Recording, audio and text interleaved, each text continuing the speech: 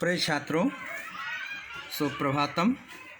वैसे तो आप लोग पिछले साल कक्षा 6 में संस्कृत पढ़ चुके हैं। आपका ये दूसरा साल है, इसलिए आपको ज़्यादा समस्या नहीं होगी।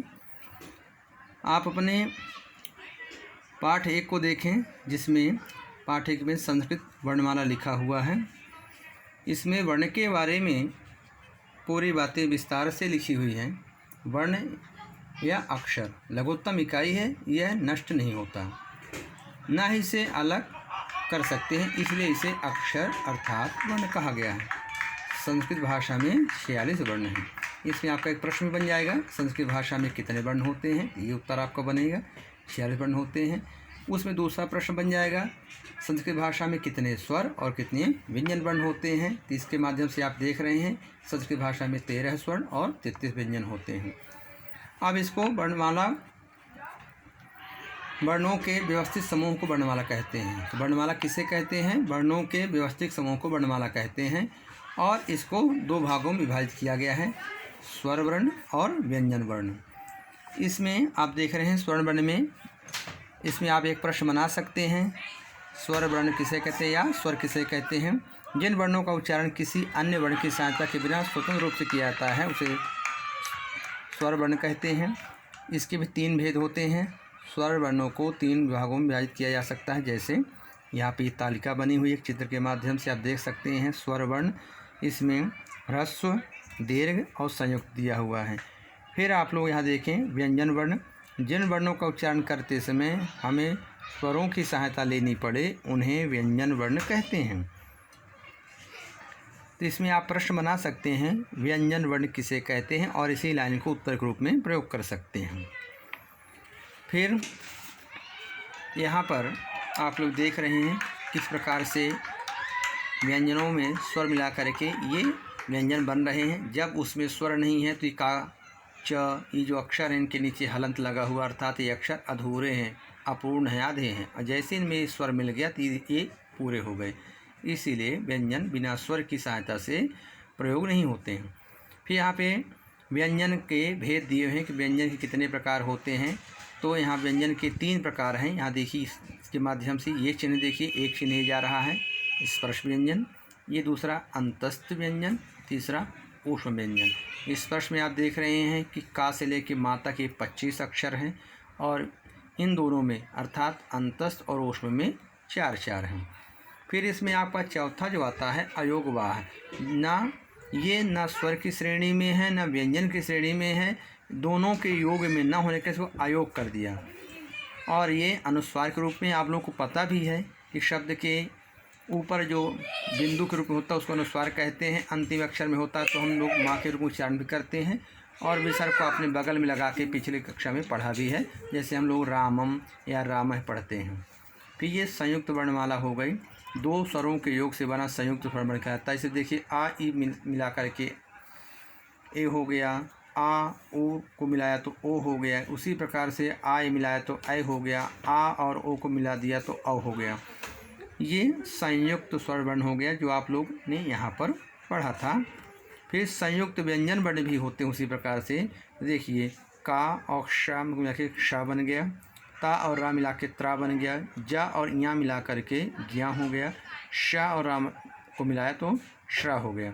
ये प्रयोग की दृष्टि देखिए, क्षत्रिय, क्षमा, पवित्र, मित्र, यज्ञ, ज्ञान, श्रावण, परिश्रम इत्यादि शब्दों का हम प्रयोग करते हैं। फिर आगे हम इनको इस तालिका और चित्र के माध्यम से और स्पष्ट रूप से समझ सकते हैं कि वर्णों या अक्षरों को एक साथ मिलाकर जब शब्दों का निर्माण किया जाता है तो उसे वर्ण संयोग या वर्ण संश्लेषण कहते हैं। तो आप इसमें एक प्रश्न बना सकते हैं कि वर्ण संयोग या वर्ण संश्लेषण किसे कहते हैं? आपको यह लाइन उत्तर के रूप में लिखना है। और इसमें दूसरा प्रश्न बन जाएगा, वर्णों को अलग अलग करना वर्ण विश्लेषण या वर्ण विच्छेद कहलाता है। तो प्रश्न बनेगा कि वर्ण विच्छेद किसे कहते हैं? ये लाइन आप उत्तर के रूप में प्रयोग कर सकते हैं समझने के लिए अपने। अब यहाँ पर देखिए, जैसे यहाँ वर्ण संयोग कर रहा है, देखिए वा, धन ई, धन दा, धन या, धन आ, धन ला, धन आ, धन या, धन अह, ये जुड़ गया तो विद्यालय। तो ये हो गया। इस प्रकार से इनके आप उदाहरण देख सकते हैं कि इसमें बालिका शब्द का, नदी शब्द का, और मंत्री शब्द का, वृक्ष शब्द का, मित्रम का, और सूर्य शब्द का, मयूर शब्द का आपने देखा किस प्रकार से अक्षरों को अलग अलग करके लिखा गया है। एक बात ध्यान रखेंगे, अक्षर में जो स्वर मिला होता है वो स्वर चाहे छोटा हो या बड़ा हो, इससे कोई मतलब नहीं, वो हमेशा वर्णों के यानी अक्षरों के आगे ही लिखा जाएगा। इस बात का हमेशा ध्यान रखें।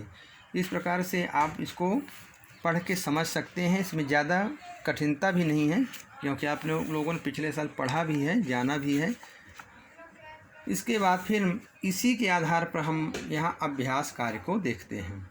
अभ्यास कार्य में जो है तो इसमें पहले में देखिए क्या किया गया है कि वैसे तो प्रश्न इसको संस्कृत, हिंदी और इंग्लिश तीनों में लिख के दिया जिससे आपको सरलतापूर्वक समझ में आ जाए।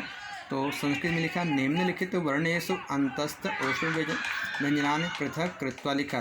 निम्नलिखित वर्णों से में से अंतस्थ और ओष्म व्यंजन को अलग करें। इसको हम अलग से आपको एक कागज़ में इसकी पूरी उत्तर माला बना करके भेजते हैं। तो उसको आप अपनी मुख्य कॉपी में अर्थात फेयर कॉपी में लिखना है। जब विद्यालय में आप लोगों का आना शुरू होगा तब इसको देखेंगे और इसको पूछेंगे भी। साथ में एक काम आप लोगों को और दे रहे हैं क्योंकि आप लोगों का समय पर्याप्त रहेगा। तो ये जो आपका मंगलम ईश वंदना है इसको आप लोग याद कर सकते हैं, तो आपके लिए अच्छा रहेगा।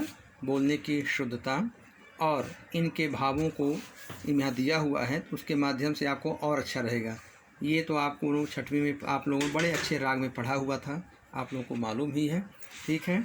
और ये भी बहुत सरल है, फिर भी आपकी सुविधा के लिए विश्वानि देव सवितुर दुर्तानि पराशुभ यद भद्रम तन्न आशुभ अर्थ दिया हुआ है। इसका देखिए, अस्तो माँ सदगमय, तमसो माँ ज्योतिर्गमय, मृत्योर्मा अमृतम गमय अर्थ दिया हुआ है। और ये वाला श्लोक तो जगत विख्यात ही है। सर्वे भवन्तु सुखिनः, सर्वे सन्तु निरामयाः, सर्वे भद्राणि पश्यन्तु माँ कश्चित् दुःख भाग् भवेत्। इस प्रकार से इनको भी आप पढ़ के याद कर सकते हैं, तो आपका समय भी कटेगा और इनके पढ़ने से आपका उच्चारण भी शुद्ध होगा। हम प्रश्नोत्तर आपको अलग कागज में फिर भेजते हैं। धन्यवाद।